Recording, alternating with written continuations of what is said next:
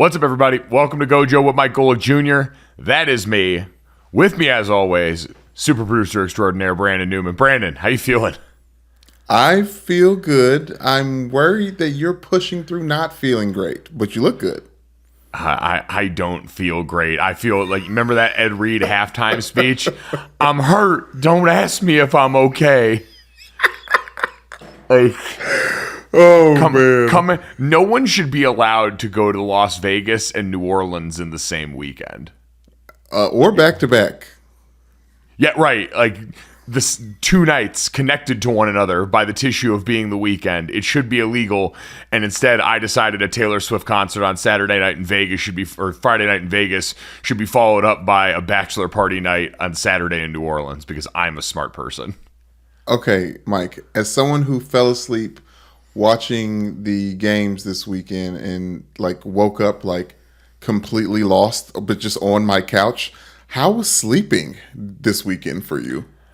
Honestly, the worst part about it is now that I have all these sleep wearables, like I got the Oura Ring and started using that to track my sleep. One, just seeing clearly how not great that was. It gives you colors and numbers associated with your sleep score. And the numbers were very sad. But it also tells you, because you know how sometimes after a night out, you'll go out and people will ask you like, oh, what time did you get home or what time did you go to bed? Unless you were texting someone, like maybe a significant other at that time and you have that time stamped, a lot of times it's easy to lose track of time and not remember. And so I can talk myself into having gotten home and gone to bed a lot earlier than I maybe did. There's no running from this now. This freaking ring tells me exactly when I fell asleep. And so seeing that I got home at 3:30 on Saturday night, Sunday morning, and got to sleep then for like a cool 4.5 hours before I went to the airport makes me feel a lot worse about myself and somehow compounds the hangover. You hit that bachelor party for a hot 22 hours? 20? Oh, Brandon, I got the notice to check in for my flight out of New Orleans while I was on the plane into New Orleans. That was how little time I was actually in that city. Oh, man. So, yeah, definitely not injured, but playing hurt today, and people should know that. Regardless, we got a great show for you guys. As always, make sure you download, subscribe, rate, and review. Leave us a 5-star rating and a review, and check us out on the DraftKings YouTube channel so you can see the pain behind my eyes. We do have a great show. Very excited. We have got plenty to get to. A full review of the Taylor Swift concert that I was at, that we told everybody about on Friday. Full rundown. It was the 3rd show that she had done on the Eras Tour so far, so we're getting it hot and fresh out the kitchen. We've also got roses from the weekend that include the phrase, the LeBron James of Feet. And our Some Shining Moments bracket moves on to the Elite 8. And Brandon, speaking of Elite 8s, probably where we got to start today, because while I was in the midst of all of that drinking and carrying on, I was with a bachelor party full of UConn grads. So we had cleared out a lot of space to make sure that we were watching the weekend. And man, oh man, as we have the men's Final Four set on college basketball side, it seems like this thing is UConn's to lose right now. Like 4 seed, baby. The first Final Four in NCAA history without a 1, 2, or 3 seed is not what I expected going into this tournament. I don't think what any of us really expected going into this tournament, but it's exactly what we got. We coming off of the first Elite 8 without a 1 seed ever. Like, let that sink in. Ever in the NCAA tournament history, Brandon, as you like to talk about ESPN facts, that one ain't an ESPN fact. That's what I call a Wilt Chamberlain fact. Like anytime in the NBA when someone winds up either breaking a Wilt Chamberlain record or getting within earshot of that, you know what they've done is legit because those records are all insane, so insane that we borderline don't believe some of the accomplishments. Absolutely. That's where we're at with ever when it comes to no 1 seeds involved in the Elite 8. So now that we've gotten this Final Four that we've got set up with, on one side, San Diego State getting set to face 9 seed FAU, Florida Atlantic dunking at the buzzer on everyone's face, or attempting to, all the way to their first Final Four on one side, versus the other side, Miami and UConn, where UConn at the 4 seed is now the highest remaining seed in the tournament.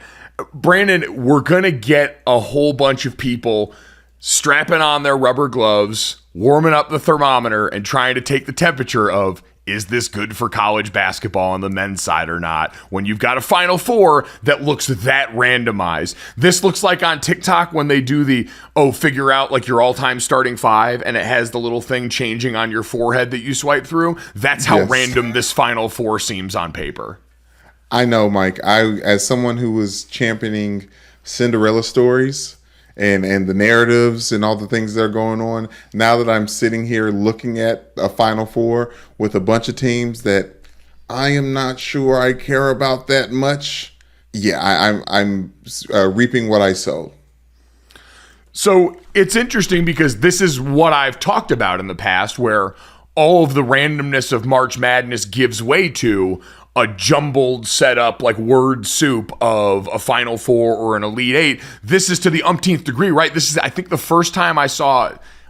It was ESPN Stats and Info said that this is the first Final Four where 3 teams are making their Final Four debut since 1970. So you have FAU, Miami, and San Diego State all making their Final Four debut in the same year. You've got San Diego State, who is the first team from the Mountain West to ever make the Final Four. I saw our friend Stormy Bonatoni point out that in 2020, when the whole world shut down around March Madness, you had San Diego State was set to be like a 2 seed in the tournament that year. So this for them is kind of continuing what that team never really got to finish. And you've got all these great stories of what we got to know. This tournament and this Final Four, I would argue, are incredibly college basketball because they require time and attention over this period to get to know people. And that's kind of what we've done. These Cinderellas have all stuck around long enough and were stories early on enough for us to kind of now have, I think, more of a vested interest than we would for a lot of teams in this position based on that. Because that's always the sell with college basketball when it was at its best, right? You had players that were sticking around for multiple years at a time. You got to know these core groups of players. You got to get heroes, villains, all the things in between that ended up making it compelling. So you could argue this is the most college basketball version of that inside the contained world that is March Madness. I don't know, Mike. I want to say that there's good basketball, and there obviously is. Like Florida Atlantic's very, very fun to watch. But seeing them go up against just a very good defensive team in this Final Four against San Diego State, I would be lying to tell you I'm excited to see that game. Well, and that's going to be the issue, right? This is the same thing that came up from the dunk contest in the NBA that you and I talked about, where you had a guy come from the G League whose name I've already forgotten come out and win it. Do you remember the name of the guy who won the dunk contest offhand? Yes, of course. It was Mac McClung. That's right. Okay, yeah. The point is, it took me a second to think of, which underscored the point that I made then that I think applies now, which is you can have quality. Like what we got in that dunk contest was quality. Absolutely. And I think what we've gotten so far in this tournament in March Madness has been quality, right? You've had, with the exception of every game UConn's played, very close games across the board, right? You look at Miami upsetting number 2 Texas. That was a game where Texas led by double digits in the second half. Miami comes and claws their way the entire way back. We'll get to the ending of the Creighton and FAU game and the controversy around the call there. You've had excitement in the quality of these matchups. You've had some characters pop up along the way too, right? You've had guys that we've gotten to know, like Marquise Noel at Kansas State, who got dropped. You had Drew Timme with Gonzaga, which we talk about, a guy who stuck around a really long time in college basketball, became a national champion because of the facial hair and everything, became a character. I think was sort of, Gonzaga people don't get mad. Drew Timme should have been a Duke villain. He's perfect for it. He's straight out of Central Casting. He would have been so good as a Blue Devil for all of the things that we know the white Duke villain represents in college basketball. It's not saying that I think he's a bad guy. It's not saying that I don't like him. It's just saying he fits the exact prototype of frustratingly good white basketball player, and in his case, with a personality that stands out a little bit in the sport.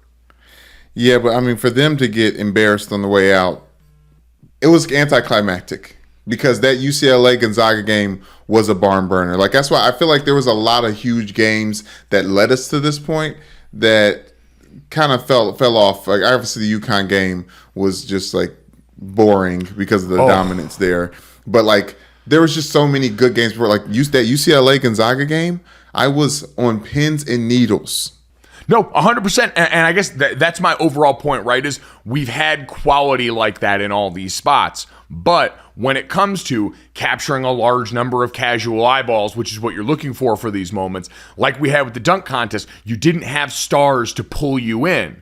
You might have eventually come in late because you saw, hey, this guy's going viral right now. Everyone's texting me about how cool these dunks are, but it wasn't going to get you to show up right away. And if you're a casual sitting around and watching and you look at the graphic and see these teams' logos on the Final Four, it might not be the thing that pulls you in right away. And I don't like being the ratings police. I don't think that's a useful exercise, especially for March Madness, because March Madness as a product has proven pretty unassailable. This has been another exciting year. As we talked about not really feeling as into a lot of college basketball season and not feeling like for long swaths of the season, we knew who was a true number one because we had that sort of round robin of Houston and Alabama and Purdue and starting the season with North Carolina, all these different teams at number one that proved pretty, predictive when it came to what we saw in the tournament and all the upsets for those seeds. So it might not draw you in, but what we're getting has still been largely quality. And the way it's set up now, with your point, how well UConn's playing, who we know is highly ranked in all the deep stats, the Ken Pom and everything you want to reference there. They were a team a lot of people pointed at going into the tournament that said, yeah, for the last couple months of the season, they've looked like one of the best, if not the best teams in basketball, and they've played like it, absolutely boat racing everyone involved in the tournament so far. According to ESPN Stats and Info, through the first 2 months of 2023, UConn won 12 of its 14 games by at least 14 points. And now you get into the tournament here, they won their first 4 games by 22.5 points. It's the 10th tournament team to win their first 4 games by 15 or more points, according to ESPN Stats and Info. Like, they have been the one dominant sure thing so far in college basketball. And they are a team that also has won more, considerably more, than a lot of the blue bloods in the top of the sport, right? Like, when you look at what UConn has done since 1999, this would be their 5th national championship. That is more than Duke, North Carolina, Kentucky, and Kansas in that time period. Like, UConn's been a basketball power. We know it, but this team has also done it largely without capturing, I think, as much national attention as you would expect from that. So they're going to be very good if they're the champion at the end of all this, as would any of these teams. But it doesn't have that same draw that a lot of these other places would have. Yeah, but I think we're in a weird spot in college basketball in general. You got all the basketball purists saying that this is a terrible game, I can't watch it anyways. Obviously, we have people that we respect talking about how this whole system of one and done doesn't really lead to crowning the best basketball team in college basketball at the end of the day. So it feels very odd. Obviously, collegiate athletics is in a weird spot anyways. So for year 2 into the NIL deals and all this money tampering and illegal stuff going on, for us to get a Final Four with no number 1 seeds just kind of leaves a lot of us scratching our heads. Well, I think, and if you were a proponent of the new system and people who wanted to point out, like a lot of us did, that, hey, while we've certainly seen a lot of the same powers in recruiting. We talk about this in college football all the time. The same teams are recruiting very well that have always recruited very well. The top 10 and the top 15 don't really look a ton different in those places. What you got during college football season was a bit more parity across the board. We saw some new names enter the chat. We saw some new teams make their way to the college football playoff in recent years. We saw a team like Tennessee capture a lot of the imagination during the course of the year. That's not to say those things are all direct attributes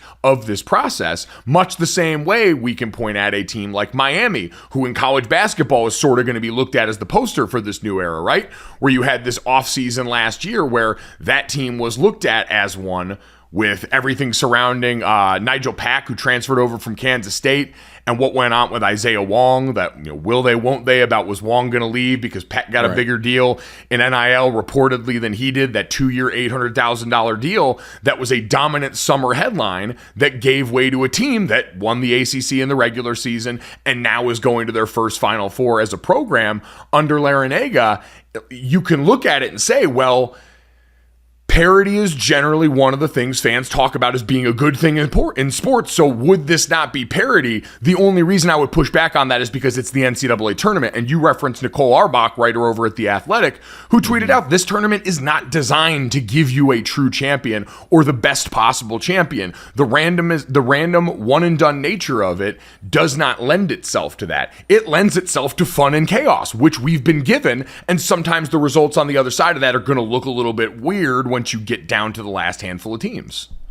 Yeah, but I also think that the whole narrative of people having fatigue over teams always being at the top, it's just fake fatigue. As a LeBron James fan and all the fake LeBron James, is this really what you wanted? Did you really want to go into a Final Four? For everyone who had Duke fatigue or UNC fatigue or Virginia fatigue over to Kansas fatigue over time, did you want to walk in and see San Diego State and FAU play for the national championship? Did you want to see Miami and UConn? Obviously, I feel like that's more of this is Miami's first time there, but there was something about that Miami-Texas game where it was like two traditional football powers fighting. We recognize the logos for them, right? Yes, it's very different. yes. Like FAU potentially playing for a national championship is wild to comprehend, even if we know they were a very good team in the regular season that people talked about. So I'm 100% with you on that. I do think at the end of the day, I'm not going to look at it and say it's from the outside looking in from a 30,000 foot view.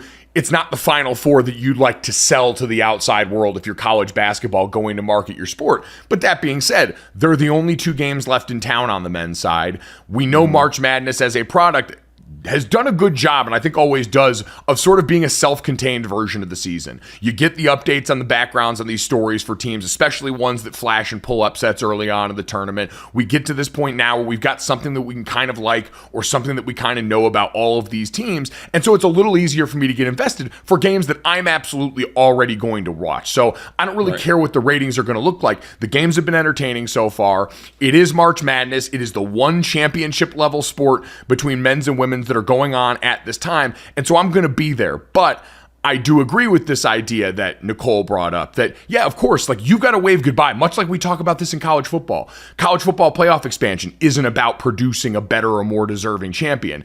It's about including more people in the sport. It's about television dollars. It's about all these things. It's not going to meaningfully change who wins on the top level of that sport.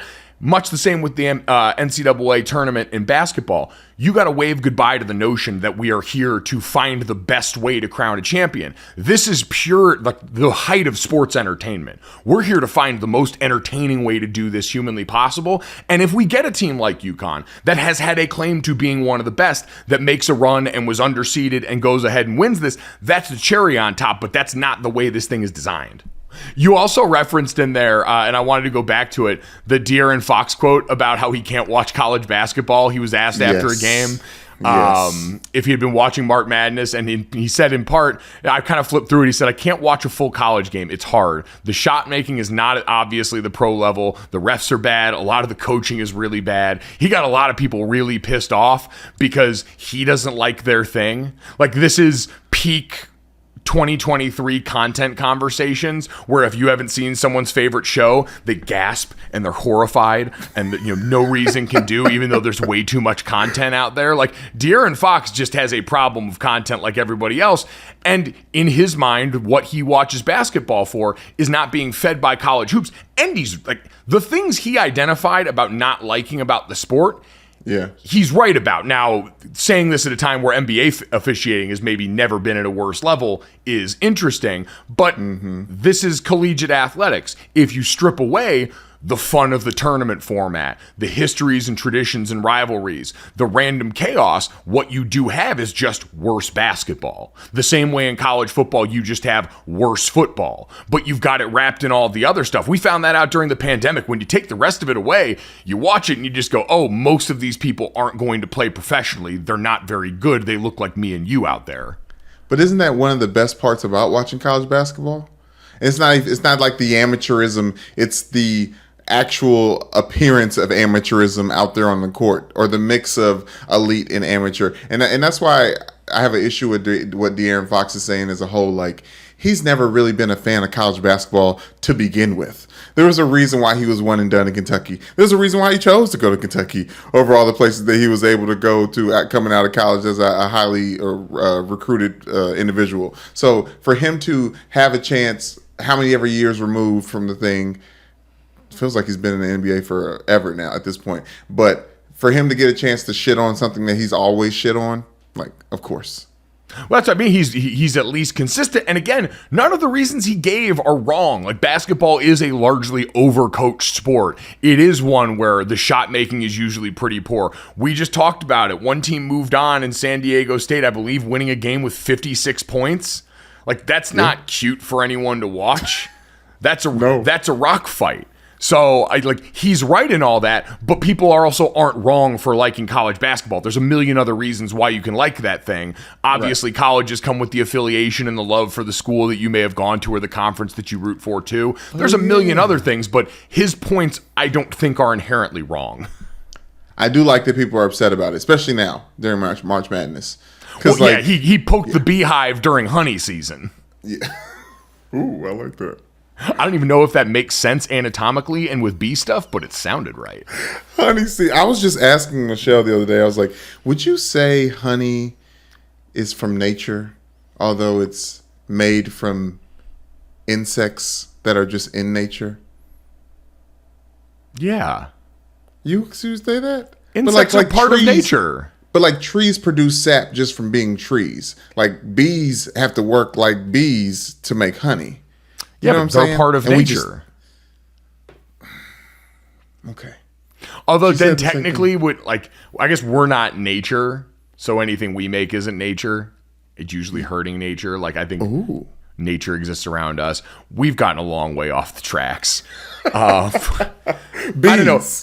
Anyway, overall, I do think this March Madness has been entertaining and successful. Like, even if it's not a Final Four that you'd be able to sell to advertisers with a smile on their face, that's not why we do this. I think overall, again, you've had close games. You've had characters like we've talked about. You had, even recently, you have moments that are easy to digest also for national media, right? What we saw at the end of that FAU Creighton game where there was the foul call that ultimately provides the free throws that end the game.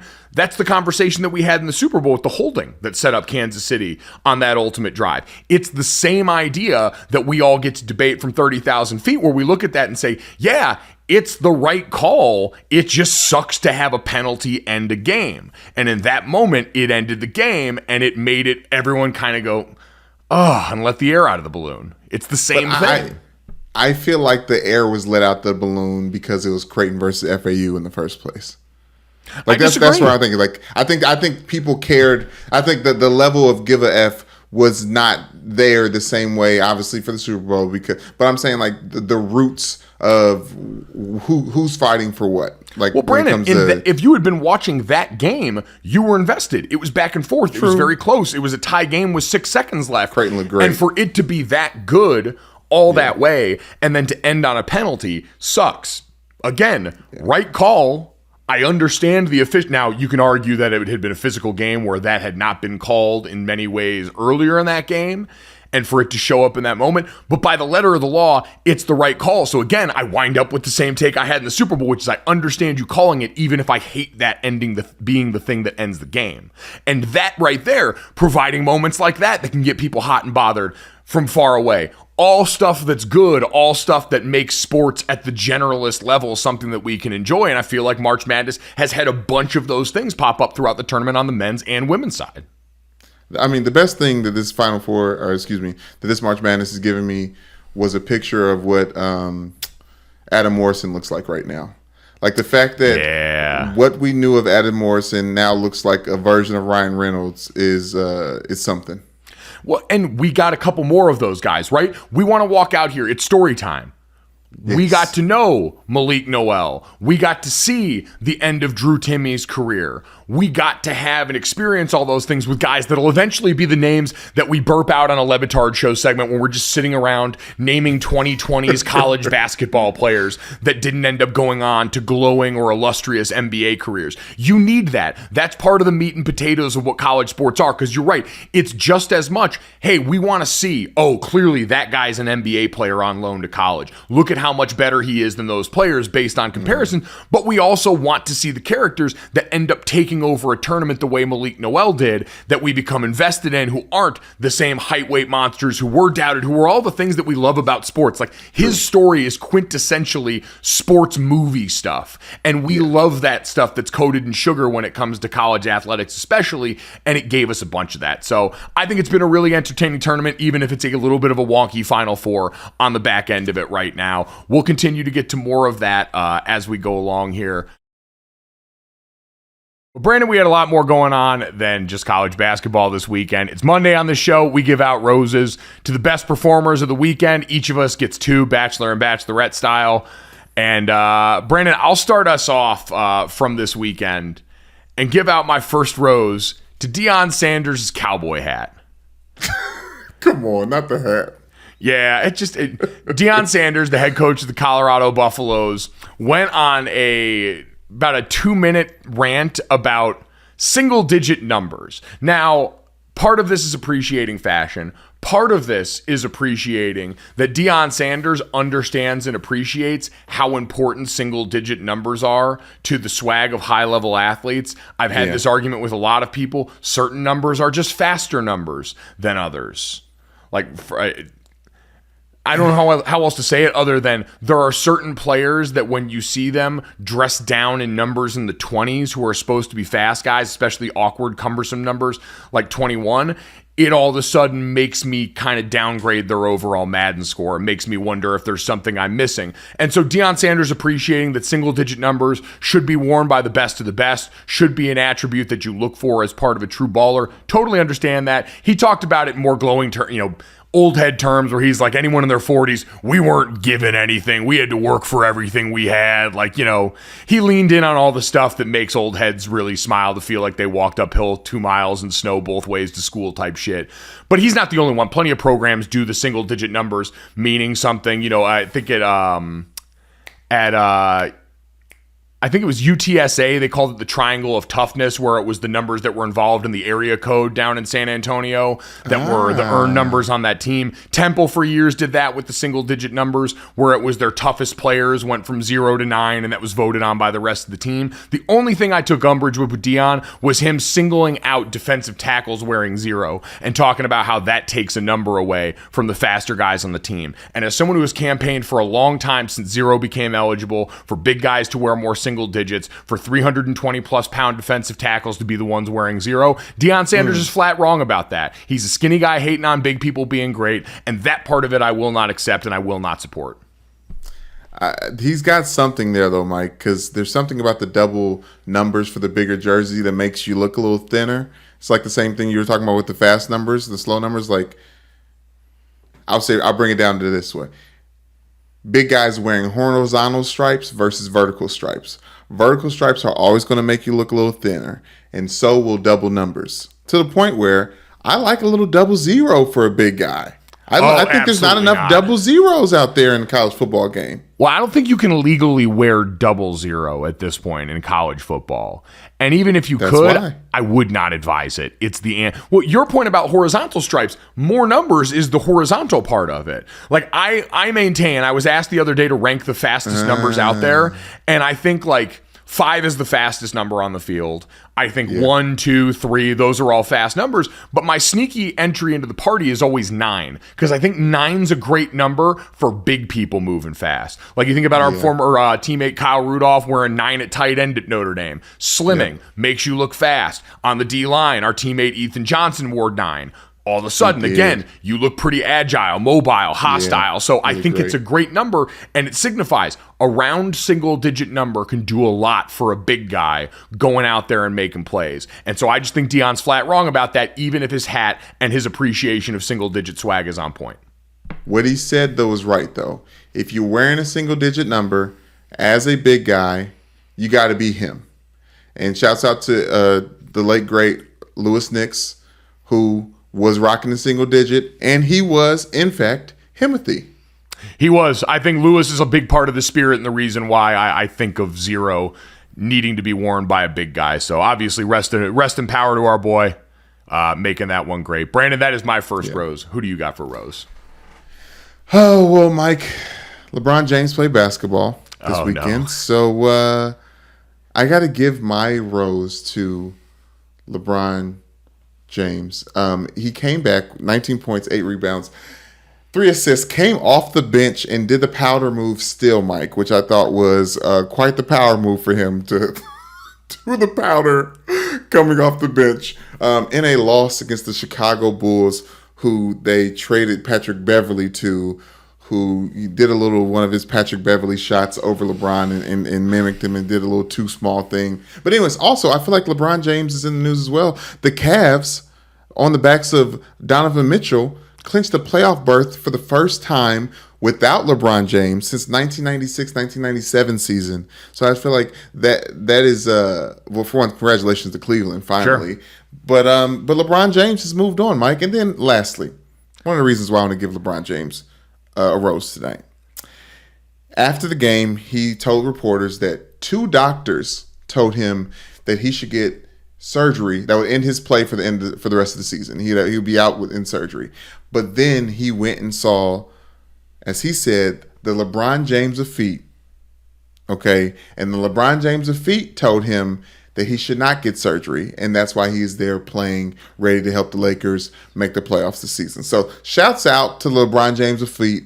Shouts out to LeBron James people getting LeBron James of Feet connected to LeBron James so we can get LeBron James out there. Listen, I know they lost to the Bulls as 118 to 108, but without LeBron James' 19 points, how bad would that have been? You know? So shouts out to the King.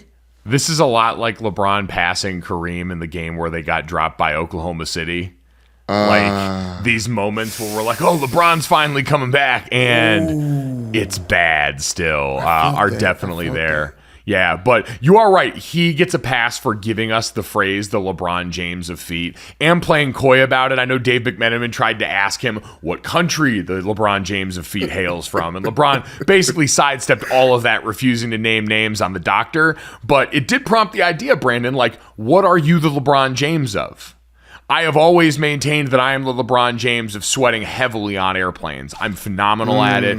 I do it incredibly naturally. You could argue I'm the chosen one of that. I would also add I am the LeBron James of Dragon Ball Z sports references and comps. I think I do that at a better level than anybody in the game. Nice. And I would also throw, which we'll get to when I do the Taylor Swift concert review, I am the LeBron James of pacing my pee at big events. Oh, really? Mm-hmm. You're cognizant of that. Built different. Okay. I'm probably the LeBron James of ordering at a fast food restaurant. I'm probably the LeBron James of eating one big meal a day, but enough calories to consume like how much you should eat in an entire day. I'm a LeBron James of making my kids food. I'll tell you what, oof, boy, when I get to cooking, they're like, Daddy, these tacos. Oh, boy. So anyways, there's a bunch of other things I'm a LeBron James of. Not being prepared for podcasts, but still doing them. There's just like a bunch of things that I feel like I can hold that mantle to. Rich Orenberger on Twitter, former NFL offensive lineman, said, I'm the LeBron James of knocking the corners of the fitted sheet off the mattress. That's a skill. And I am the LeBron James of seeing that I've gotten it partially up and not repositioning it back over the corner of the mattress and just letting it ride until it inevitably comes all the way up. Oh, man, that sucks. I'm the LeBron James of angrily getting up in the middle of the night and pulling that sheet on and getting the corner. But go ahead. You do that in the middle of the night? Sometimes. It's either that or I just completely let the fitted sheet become only on Michelle's side of the bed. That's fair. Matt Ufford, one of my old bosses over at ESPN, I am the LeBron James of leaving wet laundry in the washing machine overnight. I'd give you a run for your money on that one. We could have a real LeBron Jordan debate between me and Matt on that front because I am God's gift to forgetting my laundry in the washing machine. And then leaving it in the dryer for days on end, especially if it's workout clothes. I just end up pulling them out of the dryer when I need them and using that like a hamper. Yeah. I'm going to not get in trouble with my wife by just letting that conversation stay where you left it. That's a fair point. Shane Bacon says, I'm the LeBron of remembering to bring my kid a snack when I pick him up from school. The first question out of his mouth, and I'm always ready to go along with your dad's cooking food take. I do like that. Because I'm always, I prepare too much. And Michelle's like, no, like he only needs one option because if there's more options, then he's going to choose the worst one. I was like, yeah, but you know. I like this one from Hatin' Ass Brian. Nobody handles their business at the Kroger self-checkout like me. No one. Being a self-checkout all-star is underrated. That's up there with parallel parking. Because when you can do it in front of... It's one thing to be able to do it.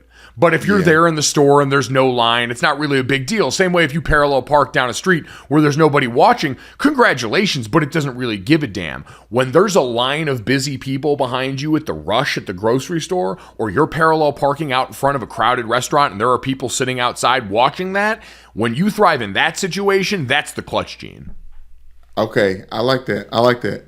Actually, scratch everything I said. I'm the LeBron James of small talk. In person, running into a new person... Mike, I it's like I'm thirsty to be relatable. Like I jump to it and I won't stop talking to you. There's no father to my style of small talk. It'll be like whatever's in the present, what's going on right now, weather, news, sports, like animals.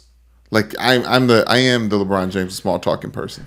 I'm the LeBron James of avoiding small talk in person. There were days where I'd be getting ready to go for a walk and I'd see my neighbors outside and I would straight up go back inside and wait for them to go back in their house so I could avoid having that interaction on days that I just wasn't able to do it. Okay, Mike. You got to ask some of our teammates about this and we can move on after this. But do you remember a training table back in the day at Notre Dame? Oh, yeah. And we had to eat with our coaches as well? So yeah, and for anyone unfamiliar, training table is that separate athlete dinner, food just for the athletes. We would have it in our football facility. They'd come over, they'd cater when we were done for practice. We would all go up and eat together. And yes, we would be eating mixed in with our coaches also.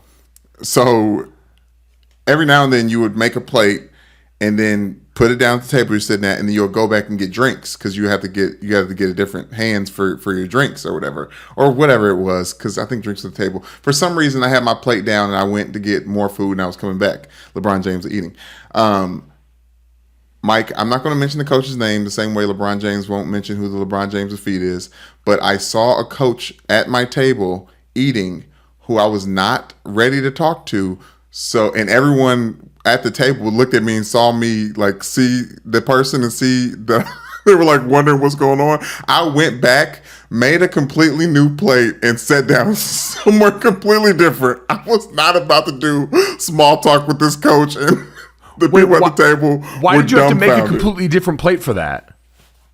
Well, I'm gonna go pick up the plate that's sitting there and be like, okay, yeah, I get it. Like, I'm not gonna, I'm not sitting there anymore, and I need to go get new food. Hey, man, you know what? Sometimes that's conflict resolution. Again, as the LeBron James of avoiding a small talk, I applaud your efforts there. At Gojo Show on Twitter, what are you the LeBron James of? You can also leave those in the Apple Podcast reviews or in the YouTube comments, and we'll get back to that at some point. Brandon, my second rose is going to go to Pittsburgh Penguins president Brian Burke, who came out over this weekend and was asked to address what we had seen around the NHL. A lot of the NHL teams during these past couple of weeks had been hosting Pride Nights at their hockey games here. Yes. Nights showing and welcoming the LGBTQ plus community to hockey, trying to create a welcoming environment for that group in this particular sport. And we had seen instead over the last few weeks a number of headlines that ended up popping up and taking center stage in this conversation about players that weren't participating in Pride Nights. Right. We had seen a number of lengthy statements coming out, including James Reimer of the San Jose Sharks, Eric and Mark Stahl of the Florida Panthers, some teams not doing it all together, a number of Russian players citing recently changed laws in Russia about the promotion of alternative lifestyles, I believe is how they have it phrased over there. So guys who felt like their families might be in danger. And I want to sort of set that off to the side because that's, I think, a little bit further reaching and something I certainly understand the implications of a lot less when your family's involved in that way. But the other guys that we saw, we got the usual batch of guys citing religious reasons. And I want to give this to Brian Burke because Brian Burke, who is of hockey, right? It was a player himself, is a Stanley Cup champion, has been the GM of multiple teams. Like, he is of this sport. And he came out and said, he's like, I was also raised Catholic, and I don't understand what is conflicting about being a Catholic, but also saying this is a place for the members of this community to come and feel welcome and safe. He said, I don't understand where along the way those became conflicting ideologies, because if you look and remember in all of the statements that we saw from players coming out and citing religious region, they said, I believe everyone deserves respect. I believe the men and women of the LGBTQ plus community deserve respect. But apparently just not from me, or I just won't be a part of this night. It never made logical sense. And among the many parts of this that were frustrating, that was one that was certainly there. And so for someone like Brian Burke to come out and say, and I think properly reframe this as a reminder that these are just a few people that have stolen the headlines from this, but the overall message needs to continue to be hockey is a place for you. Whatever your sexual orientation, whatever your race, class, or creed, hockey is a place where you can come, because we know that's a sport that hasn't always necessarily felt like it's been progressively on par with some of its other league counterparts. And so to come out and have someone like him put a stick in the ground and basically say, no, we are making sure, and we are going to continue to make sure we send the message that this is going to be a place that includes you, a fan of from this community who's been watching hockey. I thought was really important. I thought was roseworthy. Absolutely. Absolutely. And to the NHL at all, for holding Pride Nights. Like, I think this is an important time to not just for the bottom line and the dollars, but letting everyone know that everyone is included and everyone is welcome to all sporting events. Right. We for anyone that complaining about bringing politics into sports or anything like that, we see plenty of military appreciation nights. We see plenty of other things that have bordered on that for a long, long time here. It's been a frustrating and confusing stretch of word salad, PR-laced statements of guys trying to cover up the quiet thing that they're saying loud, that I hope goes by the wayside in favor of more people coming out the way Brian Burke did and continuing to lend support to something that's still important. Like, I understand people want to act like we're past this, but we are still at a time where being a person that comes from a community that has been traditionally disadvantaged or slighted or pushed to the outside, having people open up their arms and say, you're safe and you're welcome here, that still matters. These things are still important. It's not just putting on a different colored jersey or having different colors inside the team logo for a night. And so I thought that was roseworthy from Brian Burke. Brandon, who's your final rose going to? A lot less serious, but still roseworthy in my world. 21 Savage. 21 Savage, the recipient of the Best Rapper Alive Award for the year from Complex. Complex magazine, obviously a storied music, hip-hop platform, magazine, whatever the publication is. 21 Savage, after a year where he had a lot of features and was scattered around spitting his verses on other people's albums until Her Loss, where he and Drake had a joint album together. 21 Savage wins Rapper of the Year. The last time he put out his own album was, I believe, 2019. It was I Am versus I Am over I Was, and he's been in and out of the news for good and bad reasons for a long time, but the fact that he is getting better as a rapper right now and was the highlight of the best Drake album that came out. I guess so Drake put out Honestly Nevermind that we talked about on this podcast, and it was not very good. It wasn't received very well, but there was one song on that album, Jimmy Cooks, was featuring 21 Savage and Drake, one of the only rap songs of that album, and actually, ironically enough, won Complex's Song of the Year. Now they have a whole album where 21 was kind of the sell, the reason to come check it out, Mike. But for this quote alone is why I want to give 21 Savage a flower. He said, I just feel like a lot of people lose their spot trying to take someone else's spot. I'd rather just keep trying to outdo myself over and over and over again. And for us, in our first year of podcasting, doing this way, and obviously trying to get in the algorithm and get as much accolades as all the other podcasters talking about whatever on a daily basis, weekly basis, wherever it is, we're constantly trying to jockey for positioning. But it was a good reminder for me to we have to just continue to try to do better day in and day out. And that's how we end up, getting whatever award someone wants to give us later down the road. But, it's about us evolving as well. think it's a great point. I think you also bring up a great point about 21 Savage on features, because I was curious the other day thinking about this. Would he be someone you put in the conversation for best feature artist at this current juncture? Because I think over the years we've seen that be really important, right? We went through that stretch in the early 2000s where every time Ludacris was featured on a song, you knew it was about to be a banger. 2 Chainz, at the height of his powers, one of the best feature artists on planet Earth. And I was wondering if we had kind of moved past someone who is consistently dominant enough in that field to be identified like that. Like, would 21 count as that? Would this be kind of an admission to that? He's definitely put himself in a position to do so.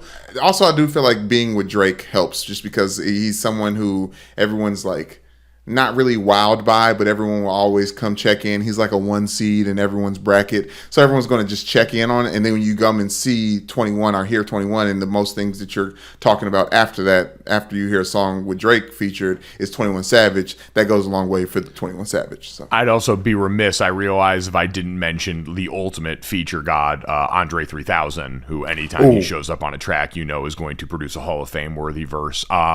You mentioned he's top 5 based on that alone. You mentioned this previous winners. 2021 was Tyler the Creator for Best Rapper Alive. 2020 was Lil Baby.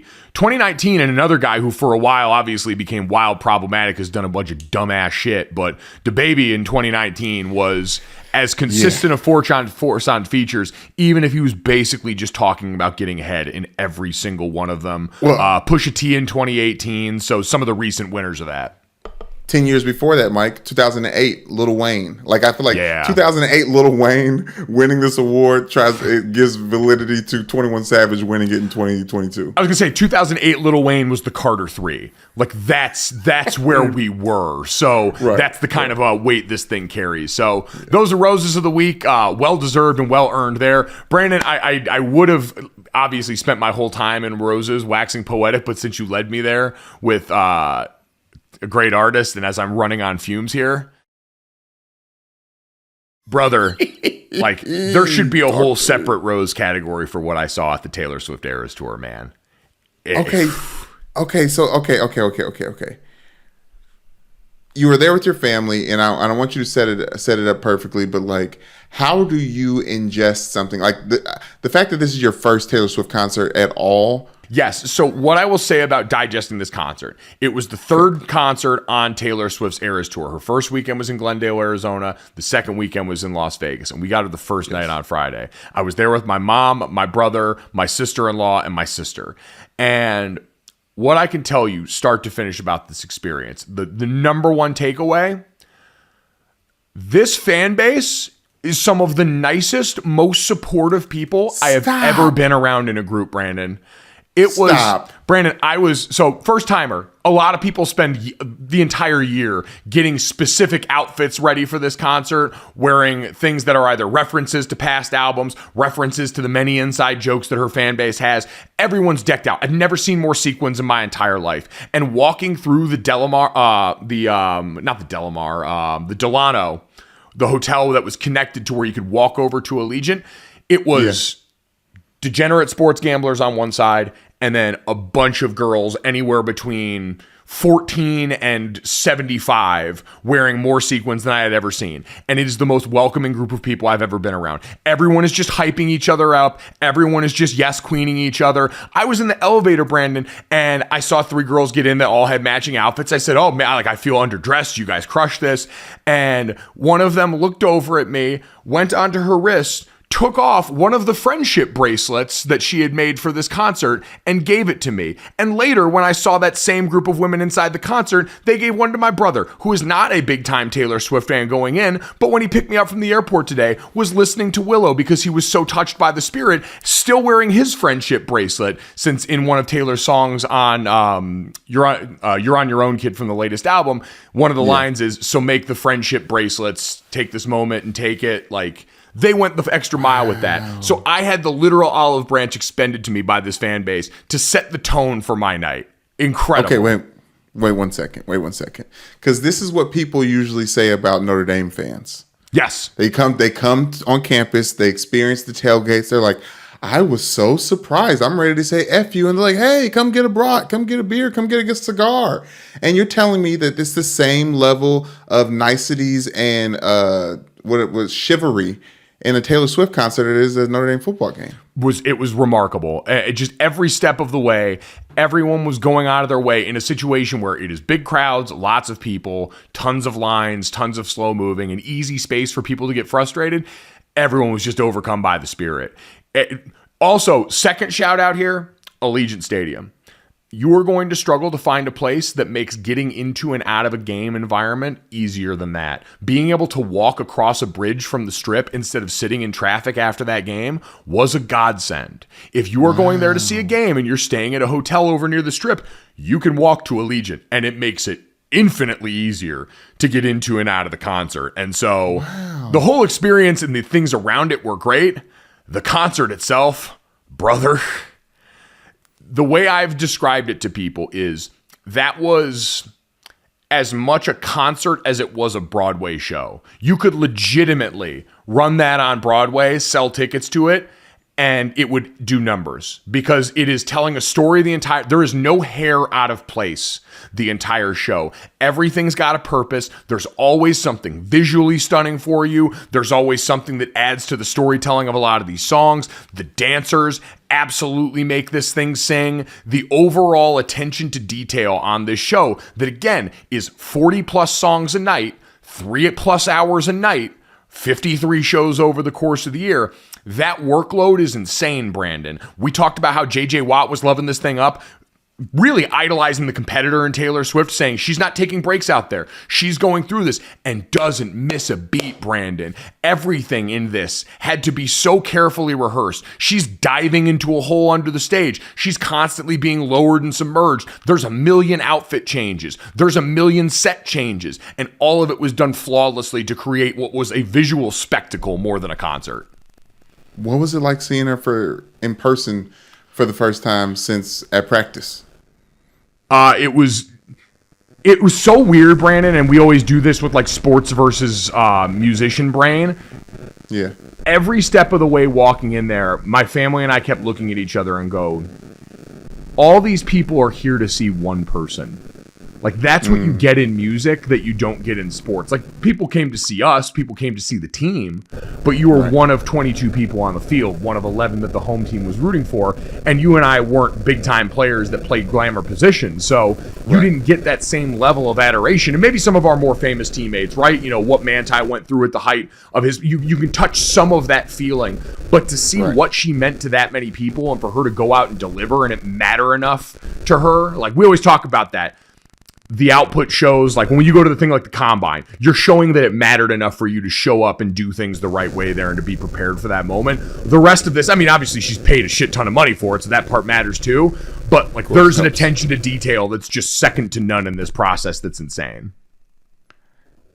Did you cry and how many times? So, great question. Actually didn't cry.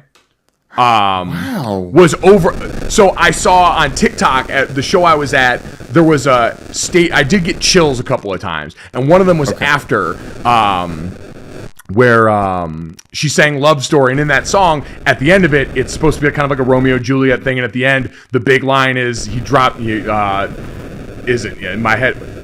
Dropped to the ground and pulled out a ring and said, "Marry me, Juliet, you'll never have to be alone." And there's a TikTok video of a guy in the crowd timing that up and proposing to his girlfriend at that moment. And as someone who's generally not a proponent of live proposals, in-stadium proposals, this is the exception. That is the exact right place and the exact right time to propose to your significant other that will have a 100% hit rate, especially if your significant other is a Swiftie. Do you think they have someone lined up every night to get proposed to? Like they have to, right?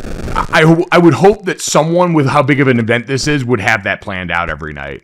So that would be the smart way to do business. I will say too, her team and dancers, musicians, everyone there phenomenal. I found out this fun sports crossover fact. So one of her backup dancers is a guy named Cameron Saunders. And I looked out there and like he's like a bigger, like young guy. And he had almost like D lineman energy to him. And we were amazed watching him out there. Big, smooth mover. Like if you were reading this like combine stats, it would be smooth mover, flexibility, like multi-tool player, did a lot of different things on stage. His name is Cameron Saunders. His brother is Kalen Saunders, the defensive tackle for the Kansas City Chiefs. Wait a minute. Oh, sorry, and he signed with the Saints now, so he is technically a New Orleans Saint now, the NFL defensive tackle. So incredible athletic genes in that family, but dynamic as all hell between the two of them. Listen, at one point in time, my scouting report said extremely nimble for his size, and I love to see it in other people. It was a beautiful thing to see. My brother was in awe the entire time. Again, my brother is sort of the outsider coming in, wasn't a real big Swiftie, and he was even in awe of the production and in awe of how much this all came together in the way that it did. And speaking specifically to a lot of people's question, which is like, what was your favorite song? What was your favorite era of her albums? I would say this. Of the new songs, Mastermind has been my favorite. I think it's the best closing song to an album she's ever had. And it should have, I thought, been the last song. The last song ended up being Karma, which was great. It was a ton of fun.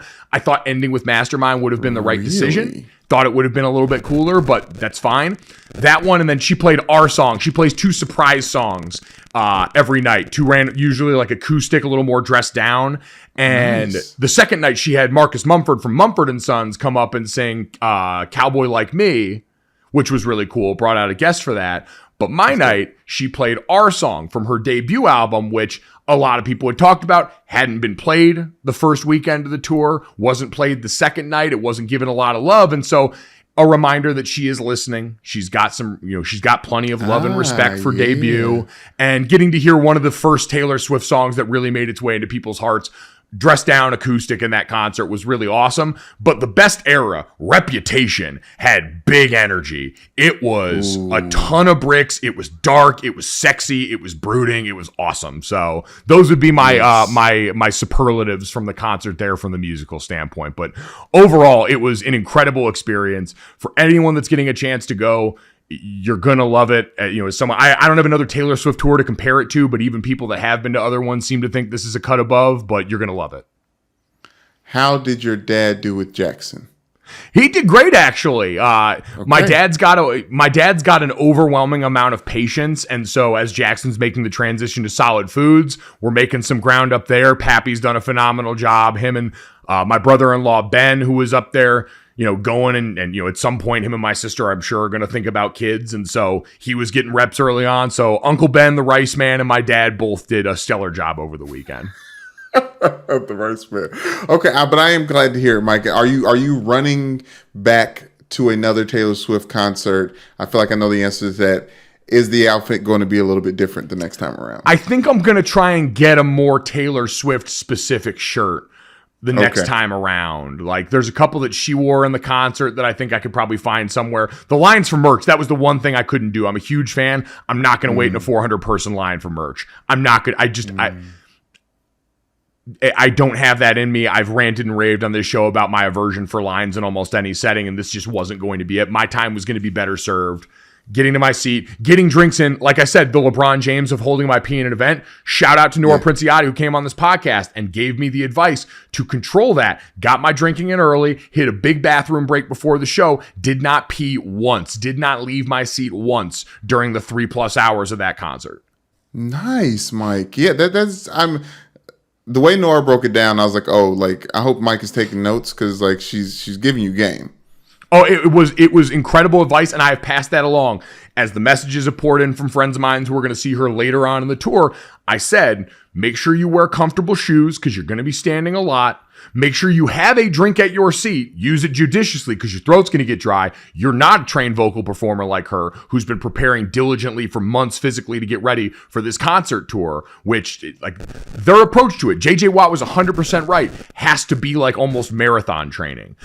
All me and my family could talk about, my brother played college football, my sister-in-law brother-in-law was a track runner. My sister was a college swimmer. All we were talking about after was, what does the recovery process have to be like for the backup dancers on that show for Taylor? How do you go about that vocally? I would love to get a chance to talk to one of them and just hear from the inside what the physical process is like, in addition to what you're going out there and doing as a performer, because there's an element we've seen in sports, how recovery science has become such a bigger and bigger part of that. I feel like they've got to approach this tour in the same way, because I was exhausted after one night of standing and singing in the crowd. They have to do that 2 nights a weekend, 53 times over the course of a year. That's what I was going to say, Mike. As a Patreon, when do you sit down during one of those concerts? Like, when do you sit? Couple of the slow songs. Okay, like everyone, like, because obviously at church or mass or wherever you go, like, you're cued to sit. Like, is it like, are you frowned upon for sitting? No, I think it's everyone's got to do whatever you have to get through it. Be cognizant of the people around you. You know, if there's people sitting, if people were chilling and sitting down behind me, I tried to kind of get out of the way because I was big and I was in front, so I didn't want to block people. But that's the other thing. Again, you weren't shamed for any of that. If you needed to sit down for a little bit, so be it. Do your thing. Again, welcoming and loving community. So big shout out to the Swifties. Big shout out to Taylor Swift and the entire crew there. It was an experience, a true experience of a show. I want to speak for everyone here at Gojo, our entire staff and our listeners as well. I'm glad you had a great time.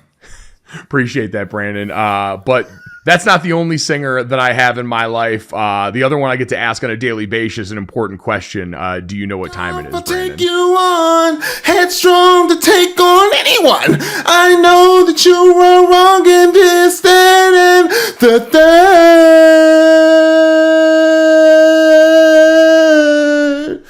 I can't give everything away.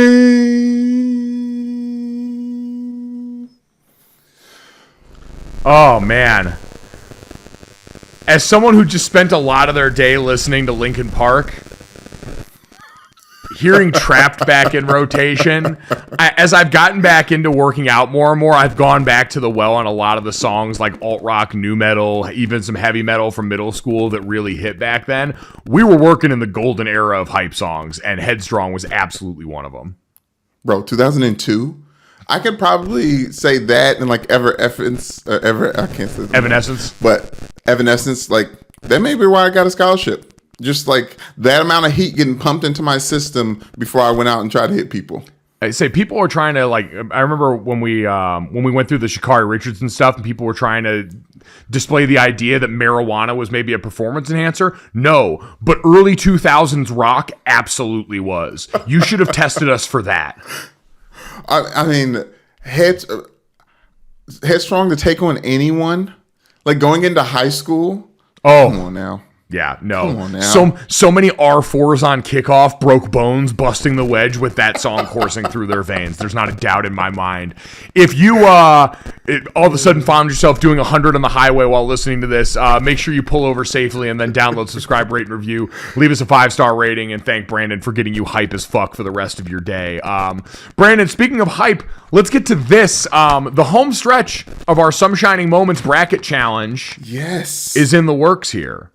We are down to the Elite 8. So how this is going to go, the cadence for this week, for anyone that's missed it, we ranked 32 top moments in our estimation from the last year, March to March. We seeded them in a 32-team bracket, and then we had them play against each other. Moments from sports, music, television, pop culture, all jumbled up and put into this bracket. We are down now to the Elite 8. And so what we're going to do is we're going to have the Elite 8 voting. The polls are going to be attached. As always, democracy reigns. You, the listener, are going to vote on our Twitter account at Gojo Show. It's going to be attached to the morning's podcast on the timeline. And how we're going to do it is we're going to put the polls up for the Elite 8 on Monday this week. We're going to put the polls up for the Final Four on Tuesday of this week. We're going to have that championship matchup set for Wednesday's show, and then Thursday we're going to do the voting for the championship matchup, so we'll have our champion crowned on Friday before we get started with Final Four weekend in real-life basketball land. The Elite 8 matchups are as follows, Brandon. In the North region, the sports region, we've got the 3-seed Kelsey brothers going up against the 4-seed World Cup final, an absolute battle of titans. These are probably two that were a bit underseeded and are performing the way that people would have expected. The World Cup final, I think, is the UConn Huskies of this bracket. pick potentially as far as a 4 seed that should have been higher. I like that. And I'm as someone who's watching Ted Lasso right now, I'm pulling for the World Cup final. Oh, hell yeah, Brandon! Welcome to the tribe. The East region, the music region, we've got the 3 seed Rihanna's Super Bowl halftime show pregnancy announcement going up against the Oliver Shane Hawkins and Foo Fighters tribute to his late father Taylor Hawkins at the tribute concert. Been a real pull at the heartstrings one. These are 2 unbelievable contenders. This is going to be a hell of a battle between the 2. In the South region, movies and television, we had the number 1 seed, The Slap at the Oscars, Will Smith slapping Chris Rock, going up against the 2 seed, Top Gun Maverick. Top Gun Mavericks had a lot of push on social, a lot more than I expected. I wonder if the time and the failure of Chris Rock's stand-up to capitalize and revitalize The Slap as a pop culture moment is affecting some of this. Listen, the only way I'm watching Top Gun is if it wins. So, or at least this matchup. They doesn't have to win the whole bracket. But lots at stake here, people. Lots at stake. And in the West region, the other region, we have the 1 seed Elon Musk buying Twitter. Going up against the 4 seed, the loss of Queen Elizabeth for biggest moments. Again, these aren't best moments. These are biggest moments because we understand a person passing away, not a best thing, but an incredibly important big moment. We will also have updates in the middle of this week as we tabulate Brandon's paper bracket in our NCAA March Madness Challenge. We will update you on who from the people, the 400 plus of you that played in the bracket with us, are currently leading right now. And we will update Brandon, who couldn't be bothered to enter with the rest of us, between the 2 of us, who is in a position to lose our bracket challenge and have to redo Pro Day at Notre Dame. Where Brandon, if we're keeping track here, also owes us a Krispy Kreme challenge run at some point in the near future as well. So it could be part of your training if you lose, Brandon. Yeah, and also as a producer, I've been trying to find a way to punch these numbers and get an answer. It's very hard. It's very hard to do this retroactively. Huh. How about that? At Gojo Show on Twitter is where you guys can vote. Brandon, let's get to that.